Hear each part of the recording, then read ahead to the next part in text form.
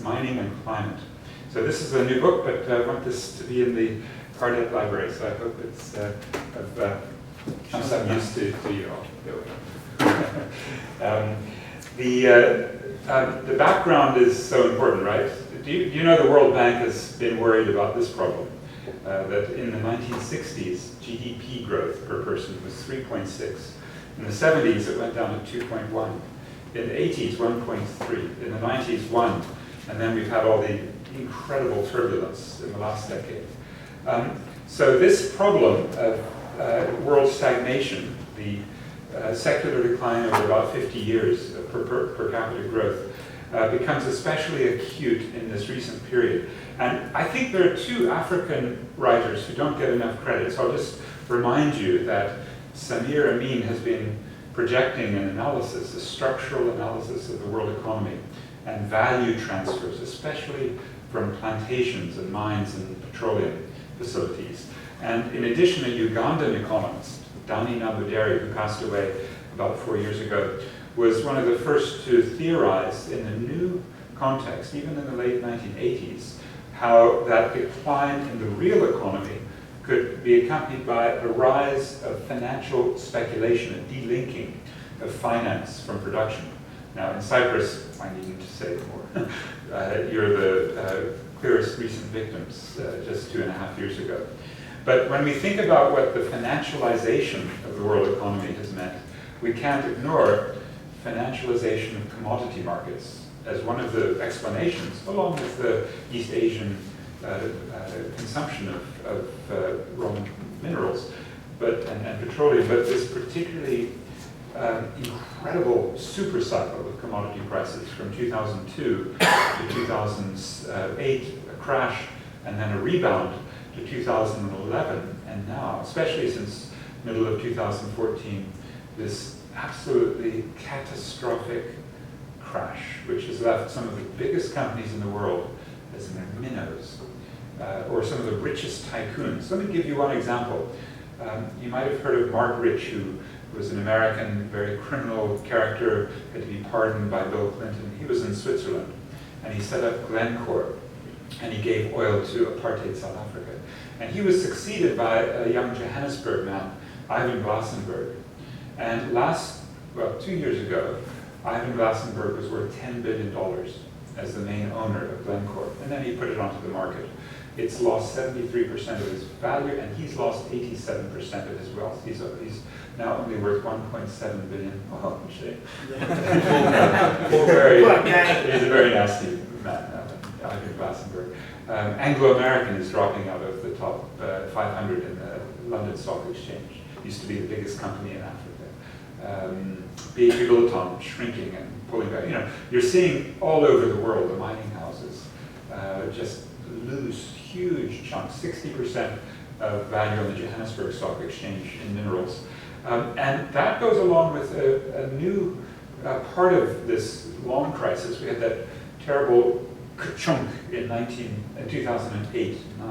But now we're seeing this kind of steady stagnation, with Europe really at the center of this. And that's also, as the new UNCTAD report has shown, made multinational corporations much less capable of moving around the world and trading, and foreign direct investment is lower. Actually, I like the Economist magazine description. They call this situation the gated globe, because as these tensions have emerged and trade wars have broken out, and investors are now faced with new restrictive policies, including in the emerging economies. And so we've seen declines in foreign direct investment and declines recently in financial flows as exchange controls have been imposed. So Cyprus being the most spectacular example of desperation exchange controls. That's left African countries that were, I'll show you in a minute, they were bamboozled into export-led growth based on minerals, using the celebratory Africa Rising meme. And that's meant that, especially with new Chinese lenders and a modicum of debt relief in 2006, the debt burden for Africa has gone through the roof. So we're now seeing today a new round of debt crises just emerging. I'll show you South Africa's. And this is very dangerous because the money isn't there to service these debts because of the current account deficit. That's partly trade, but I want to show you something especially worrisome.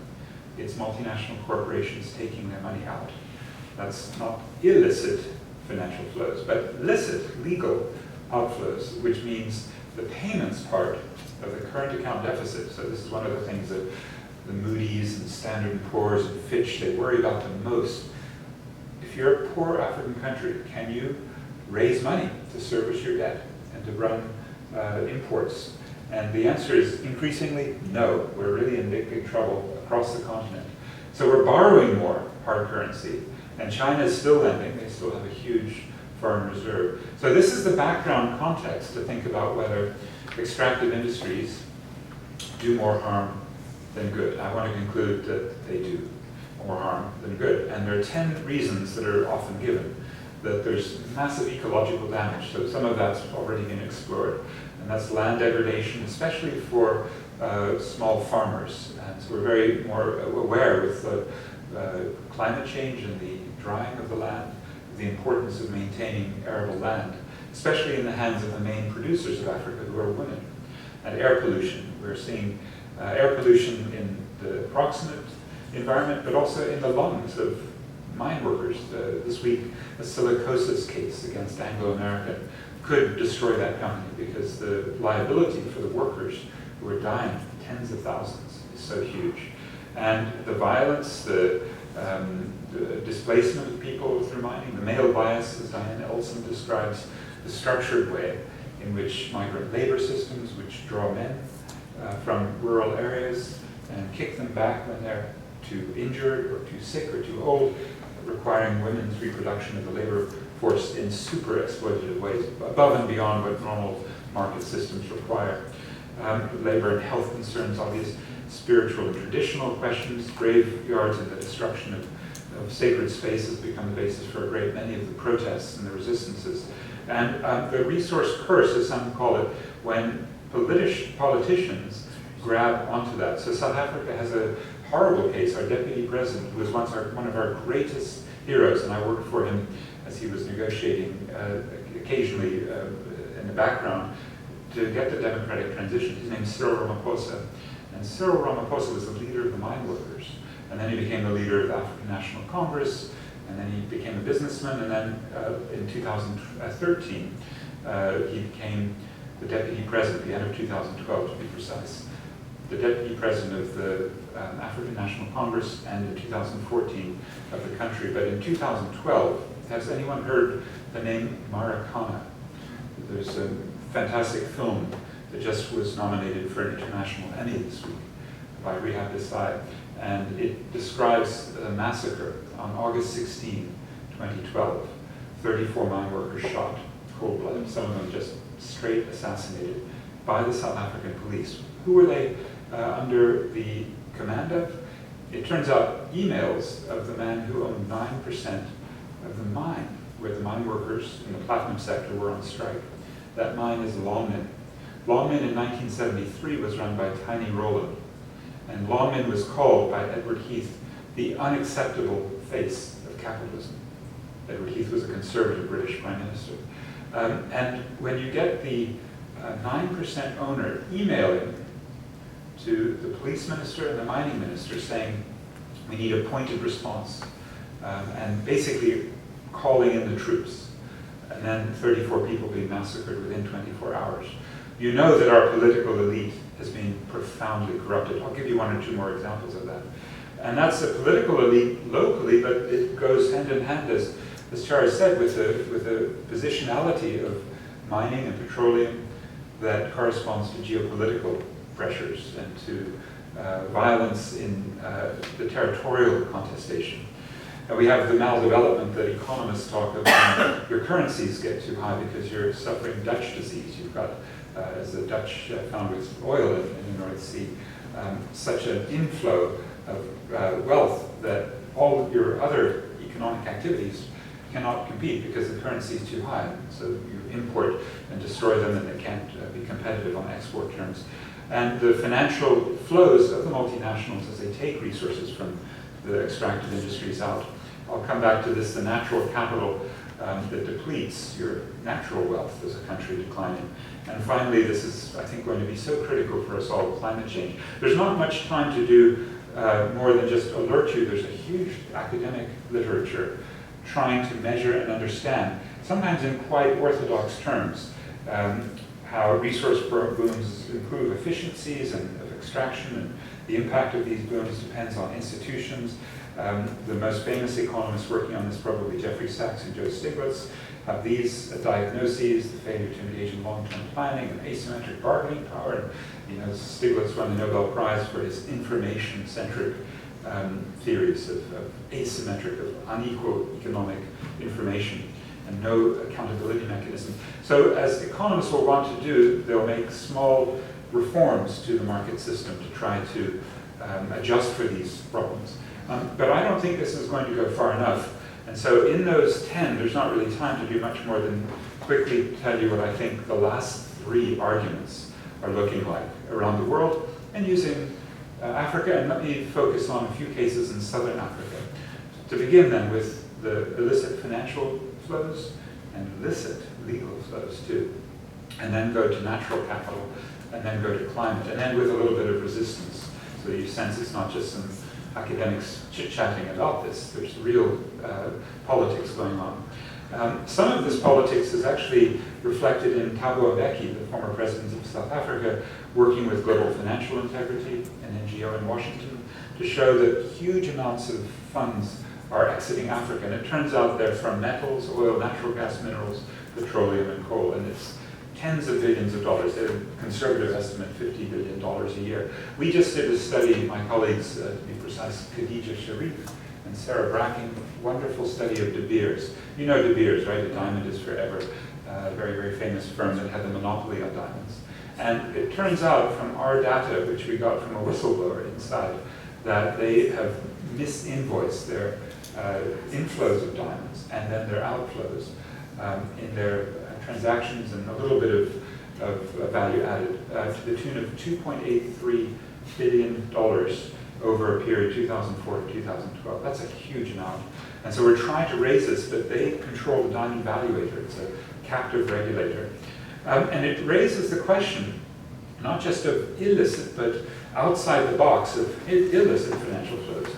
We say, inside the box are all these tax avoidance schemes, misinvoicing, transfer pricing, all manner of scams that are not legal. But when we're asking these big NGOs, there's one called Publish What You Pay, a big global network, and they work with EITI, Extractive Industries Transparency Initiative, and they tend to be inside the box. They don't want to kind of look outside. Right outside the box is legal financial outflows that I think should be questioned. And I say that because in South Africa, we're heading for the cliff. We're riding the sort of Cypress Road of a little bit of myopia about the current situation. People are beginning to understand that they haven't quite got it. That this decline, right, that red line, the current account deficit, the outflow of profits, dividends, and interest, because we have a small trade deficit, but you can see the real flow, especially if we update this. Why did that flow, by the way, come? Because Nelson Mandela, great leader in many ways, but he did deals. We made compromises. And one of the compromises was to let white capital, English-speaking capital, Afrikaners mostly have the government, and English-speaking people, 2 million or so, had capital. And the big ones, De Beers, I mentioned Anglo American, the biggest mining house on the continent for a long time. SAB Miller, which this week is merging with Anheuser-Busch, the biggest beer company in the world. Investec, a big bank. Old Mutual, the biggest insurance company. Didata, IT, Mondi Paper, Liberty Life Insurance, BHP Billiton, the South African at its core. They all ran away. Mandela said, okay, you can go. Take the apartheid loot from centuries of racial oppression. You can keep it, you can even take it away. That was one of the Faustian pacts, the deals with the devil that Mandela had to do, they believed. And that's gotten much worse the last few years. And it's so bad at $10 billion a year that our foreign debt has soared. So now we're over 150 billion, which puts us in relative terms to the size of the economy at the same level as when we had a debt crisis. We have to explore our similarities with Cyprus, with your debt crisis. The borrowing to pay big companies to take their profits out of the country has put us where in 1985, this man, he was the second to the last apartheid Prime Minister, P.W. Botha, and he gave a speech, the Rubicon speech, that caused a debt crisis. This is sort of crazy, right? Do not push us too far. You know, we in South Africa, we will deal with our problems. Well, the bankers said, with protesters pushing them, you're crazy. So we had a debt crisis, default $13 billion, put on exchange controls, closed the stock market. And we're now at the same level, debt to GDP as back then, in spite of the fact that our companies are really looting the region, and I'll show you in more detail in a moment. But as you can see in this graph from our Reserve Bank in the last bulletin, there are some countries, they take a few examples, Netherlands, United States, France, Sweden, Germany, those are countries that their corporations go abroad and pull back more in profits and dividends from the foreign operations than, say, foreign companies do from their countries. That's the core, in a sense, of what an imperial power can do. It can take its companies and suck out surpluses and give a little back. But the ratio is over 100. That's the imperial powers. The sub-imperial, South Africa is one of them. We're at 45%. And that's because our companies, as you'll see, suck out surpluses, mainly in mining, as well as banking, retail, tourism, a few other industries, from the rest of the continent, and then we'll send them back. And these are some of the companies listed on our stock market that are all over the continent. So you really feel that in many cities in Africa that you'll look at that same brand of retail, you'll see those same mining houses operating. Now there's some new ones. Okay, this is, I wanted to give you again a sense of the resource curse. This is the nephew of our president. And somehow he got a $10 billion deal in the same place that Charis showed you, the east side of the DRC, where about 6 million people have been killed in the last 20 years because of that resource war. So people don't like him very much because he's already wrecked one big mining house, Aurora, leaving thousands of workers without any funds, any money, any pensions. He just ripped off an asset-stripped Aurora. And he left the Johannesburg area with what's called acid mine drainage, the rising toxic waters all over the Johannesburg area. And then we see our troops, 1,600 South African troops, going into that same area, peacekeeping, but making sure that the terrain is fine for more extraction. They don't behave very well when they're there. There's lots of reports of rape and all. In fact, sometimes they don't fight very well. These are the troops in 2013 that went to the Central African Republic. They were there basically because the ruling party in South Africa had made a deal with the dictator running the Central African Republic, Francois Bozize. This is how they came back, those troops, 13 in coffins. And it was unfortunate timing because it was the very day they came back dead that, we began to understand these relationships, including a diamond monopoly involving the ruling party's investment arm that had been done between Thabo Mbeki and Bozize, the dictator. But B, the second reason it was bad timing was because in Durban that week we hosted the BRICS summit. And the idea was that South Africa would be the gateway. It would be the country that gives the Chinese and the Indians and the Russians, and you saw Vale on the, coming into Mozambique, obviously the Portuguese language connection, the colonial relation with Portugal meant that Vale from Brazil could go into the tech provinces as the film shows. But South Africa was meant to give them cover and legitimacy and arms. They do come in without South Africa. This is a case, the biggest diamond find ever outside of the Kimberley find in 1867. It's a place called Morange. And these are the men who are doing the deal in this picture. And they are basically the top general from Zimbabwe and defense minister. And they, as you see, the commander of the Zimbabwe Defense Forces has arranged this deal to take the diamonds out.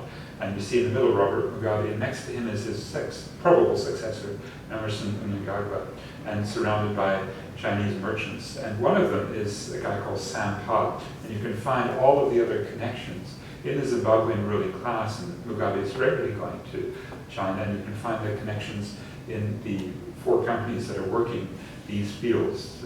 These are fields, diamond fields, where 400 people were murdered. as the army and the Chinese moved in to clear the field of artisanal miners in 2008 and to take this huge chunk of land, Morangi. I happened to go there. This is a picture I took. I used to actually drive by there every year, 5-6 times, because it's the most beautiful part of Zimbabwe in my view. It's a place called Luvumba. And if you drive up there, this is the dusty little town that's right next to the diamond fields. I just show you these pictures because the only thing that was new in my visit in August was that bank. And everything else shows that there's no trickle down. And this is a picture of one of the diamond digs from the highway that runs up about 80 kilometers worth of diamond fields on the side, and just dig, right? And people with guns all over. But no money is trickling back into that area of rural Zimbabwe. And the same for the Russians who are in a place called Darwindale looking for platinum, and the same for their gold and diamond digs in a place called Penalonga. And now we have a Zambian in the room, so I think if I say, okay, actually Zisco is another part of Zimbabwe where they had a big steel plant and the Indians pulled out of that. The Zambians are most interesting, I think, probably our friend Lucy, is it right? You know Vedanta, right? Vedanta's had this amazing experience with the head of the company bragging on YouTube. You can find it there. It was about March of last year, bragging that he bought the richest copper mine in the world in Zambia, right, Angola, for $25 million. The asking price in the World Bank and IMF were pressuring the Zambian government to sell this, right, 400 million. But now I've got 25 million. And on this video, he's bragging away about how he takes $500 million profit every year from this one mine, right, and how he scammed the Zambian government. He made up little lies. Oh, I've only got one other person in my delegation. I left 30 behind in Johannesburg. They missed the flight. He's bragging to his shareholders on this video. It's just really something. I don't know what the effect it had, but it reminded me that when you put these Indians, this is Vedanta from India, and the Chinese, and the Russians, and the Brazilians, and the South Africans into a room, 5 countries, it might look like this, although, okay, they're not all white men. These are, this is probably a place you know, 1885. It's Wilhelmstrasse 77 in Berlin. And I actually went around to look for that room, but it had been torn down by the East German days. And this is the room where Africa was carved up. In 1885, they finished making the borders. There were no Africans to be found. 130 years, this serviced them for the investment, for ports, for railroads, infrastructure, legal boundaries, colonial powers. And now we have a new group of 5 countries. And they're against this legacy, aren't they? They didn't like the colonial and the neo-colonial and the neoliberal policies, right? We've heard of these BRICS. They're against the big colonial powers, just as you are in Cyprus, right? The British flag, the Yankees. But the question is, are they against them or within? Because the idea of maybe, actually what they want is a seat at the table. So let's explore that problem, because this new scramble for Africa, for its minerals, is creating all kinds of problems, which I think we can start to deal with partly through questioning these geopolitics, and partly by asking, is it in Africa's interest to be so useful to the neo-colonial, neoliberal project, especially if you take things like minerals. Here's our map of mining in the continent. And as you see, the big block of wealth in Africa is in South Africa, that big circle, and half of that circle, that big block of black, is the platinum metals group. So the platinum in South Africa is vast. And because of that commodity super cycle from 2002, around about 2009, 10, 11, especially 2011, 12, we can see the Google indicator, Google Trends map, we began to see this rhetoric about Africa rising thanks to the huge wealth embodied in the minerals. And it led to an awareness with GDP increases so badly distributed, right, of about 4, 5, 6% per year per capita, that Africa was rising. This is the orthodox understanding that has led to so much investment in the status quo systems of extraction. And if we do a few corrections, here's the second part of this talk, I'll speed it up if you like, but it's the Haberone Declaration of 2012, and it says that GDP is not a very good way to measure, right? There are limitations of GDP as a measure of well-being and sustainable growth. And what we really need to do is to integrate the value of natural capital into our national accounting and corporate planning and reporting processes. So 10 countries signed on. Botswana, Gabon, Ghana, Kenya, Liberia, Mozambique, Namibia, Rwanda, South Africa, Tanzania, heads of state and environment ministers. So they said they'll start counting. This is now over 3 years ago, and I don't think they have really. They've got a very good supporter, which is the World Bank's group that Robert Goodland and Herman Daly had set up. Some of you who know environmental economics, you know that the World Bank had an incredibly talented group to try to do measurements. Some of them are just doing payment for ecosystem services and carbon trading, some malevolent things, but I think this is quite valuable. Some of my friends disagree and they say, oh no, it's part of neoliberalized nature. It's part of valuing everything according to market price with the objective of putting these onto the market. But 62 countries have endorsed this, and when you see what we need to do to change GDP, at the top of the list, there are plenty of problems with GDP. I'm sure you all are aware that GDP is not a good measure. My colleague in the University of Pretoria, Lorenzo Firamonti, has done such a good book, Gross Domestic Problem, 2 years ago for Zed Press. But the critical one to look at now is resource depletion and the extractivism that doesn't measure the full cost. And that becomes critical for the natural capital that is sucked out or ripped out of the earth, which isn't counted as a debit, it's only counted as a credit.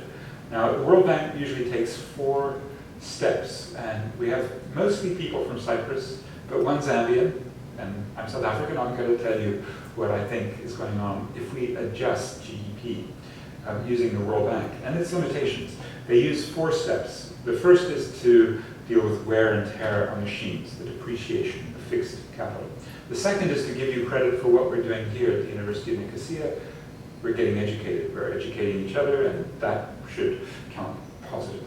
But the critical point, which is this depletion of natural resources, means when we take copper from Zambia or platinum and coal and gold from South Africa, we should discount our GDP. And then we should discount it even more because of the pollution. And for Africa, when you do that, whoops, we're not growing at 6% per year. Our adjusted net savings, the real wealth of Africa, when you make those 4 adjustments, this is in the year 2008, wow, we've lost 6% a year. In fact, when you do a per capita wealth change on this, we're down 18% per year in the 2014 Green Data Book. And in that little Green Data Book where I'll show you the Cyprus factor, Africa has 88% of our countries found to be depleting their wealth in net terms. So after you rip out the copper from the soil from Zambia, and you get some profits, but who's taking it? Vedanta, right? For Cyprus, let's take a look at their national accounting aggregates. There are 2 columns here. One is Cyprus on the left, the other is the rich countries, including the EU countries that Cyprus is usually included in. Here's that little block. So Cyprus has consumption of fixed capital, the wear and tear, 12.5%, and your savings aren't very high. In the year chosen, for obvious reasons, it was probably 2010, 11, 12, whenever you were having some of these problems. Education expenditure is extremely good compared to the high-income countries, but your adjusted net savings, oh, I should add, your CO2 damage, 0.3%, is the same as a rich country. So obviously there isn't a strong commitment to reducing CO2 and energy, right? You're using diesel, and that means you're purchasing. No, we're very green. Oh, you're very green, right. I saw those windmills. Those were good for show, right? I appreciate the efforts for impressing visitors. But it looks like your particulate emissions from your diesel is twice as bad as a rich country, right? So your adjusted net savings in making these corrections, this is the World Bank, sorry, this is not me, this is the World Bank data, shows you're 3.9. But Zambia, okay, so Zambia, I'm so sorry, Missy, but you guys had net savings of 15.5% of gross national income. But your copper was being ripped out at the rate of 19.8%, and your net adjusted savings was minus 3%. That means your copper extraction, when you include natural capital, is a net negative. And you can see why with Agarwal from Vedanta just stealing from it, right? South Africa, the industrialized country of Africa, big manufacturing base, or well, we used to. Now, the Chinese imports have wrecked that. But our subsoil assets, $2,600, our natural capital, $5,700. We're losing coal, 6.4% of income, and other minerals, 2.6%. So every year, our South African compatriots are losing $245. So we go to work on January 1. And at the end of the year, we pop the champagne. Do you do that, December 31? And then we think, well, how have we done? Oh no, we just lost $245, each of us. Oh, hey, we shouldn't go to work, we should stay in bed that year. That would have been smarter for us, right? Just leave the minerals underground. It's just killing us. And look how much it's killing Africa compared, say, to Latin America and East Asia. Is Africa rising? I don't think so. But the African Development Bank is pushing a $93 billion a year plan called PIDA, the Program for the Infrastructure Development in Africa. It will shrink our natural capital even faster. So when you hear Africa rising, you could just show them this World Bank slide. Where do you get Africa rising? Correct your GDP. Think about the natural capital accounting. Something is rising during the commodity super cycle. This is a UNCTAD record of profits. The extractive industries, the multinationals that do mining and petroleum, boom, they came up. Well, they are coming down. They came down a lot the last few months. So what goes up comes down.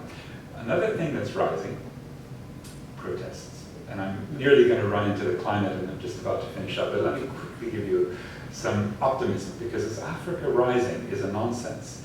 There's an African uprising. So you heard about it in 2011. You could just see across the ocean there, the North African uprising, the Arab Spring. That was looking wonderful. In fact, didn't the Nobel Peace Prize Committee, respect that by giving the Tunisians the prize? And the Tunisian uprising started by Mohamed Bouazizi with his self-immolation, partly because what the IMF was telling Ben Ali, lower your corporate taxes in September 2010. It's all on record.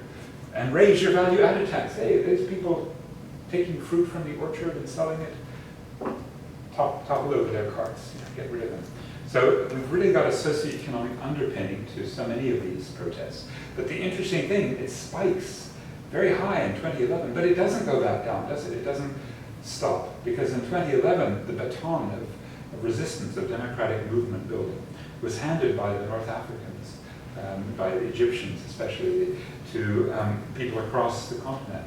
In 2011, you also saw Kenyans and Uganda. In 2012, Nigeria, mainly because they doubled the price of oil, and they had a whole national protest that was called Occupy Nigeria. It nearly pulled down the government. I think in Zambia there were protests against, I can't remember, what was your set of issues there, so you can tell us about it. But these protests are extraordinary, right? They're working. This is Burkina Faso in the image of Thomas Sankara. He was killed by Blaise Compaoré, and in November last year, this crowd just said, no, get out of there. And in fact, Compaoré went into exile, and his main general just tried to come back in a couple of weeks ago, and the crowd got out again. Some of these protests reflect the problems in the socio-ecological terrain, like the difficulties of financial speculators running up food prices, a big problem in 2007. Some of them reflect the working class in Africa. Believe it or not, this is the World Economic Forum. It's actually the most militant continent on Earth. This is in the 2013. But on September 30 this year, the new reports from the class struggle, should we say, around the world, measured not by leftists. This is the World Economic Forum. Do you know who they are? They're in Davos, right? They have a wonderful party every January. And they measure what they want, which is, are the workers of the world cooperative, or are they confrontational? Now, for the fourth year in a row, the South Africans have won the gold medal in the class struggle. They're the most militant, most confrontational. And I hate to tell you, but there you are, Cyprus, 39. Okay, you have some lazy workers, they're very, very placid. Well, they're not the worst.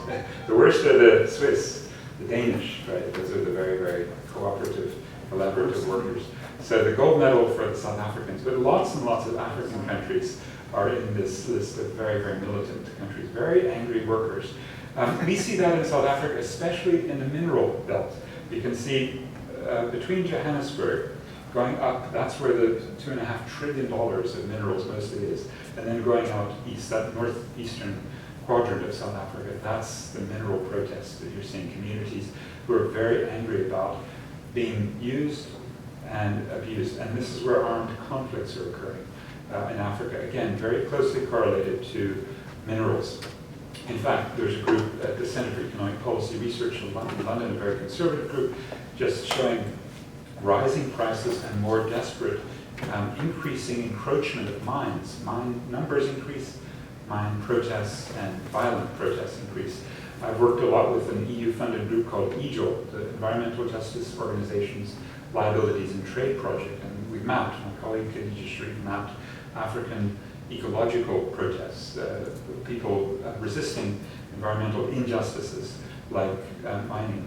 This is a group that I very, very strongly encourage you to learn about. This is a brand new statement that they've made. It's called Women in Mining, and it's an Africa-wide group that does research and advocacy and helps to coordinate, for example, the last week in Nigeria, extremely powerful statements about, especially a linkage I want to draw out, because protest measurement is going on around the world. Friedrich Ebert Stiftung, the German funders, have done a very strong report on socioeconomic protests around the world, the Occupy movement. And it does feel like the Hungarian, Austrian sociologist Karl Polanyi's double movement. You remember Polanyi in The Great Transformation described the penetration of the market everywhere.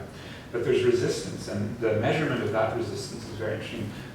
Michael Burroy, a sociologist at the University of California, thinking now, well, if this next wave of double movement, the resistance from below, is going to count, it's going to have to help us avoid the final point of my talk, climate change. And it's a moment of human solidarity with Africa. The global climate movement is Africa's moment. So I'll very quickly reflect on, especially some of the work one of my students, Nitika Mwenda, does, Pan-African Climate Justice Alliance. But we've seen Africans like Lumumba Diaping in Copenhagen say, what the Europeans are doing to us is equivalent to the Holocaust. And are you going to give us some funds for climate? You've only given us enough for our coffins. And he was thrown out because he was seen as a cheeky African for doing that. And the next year in Canada,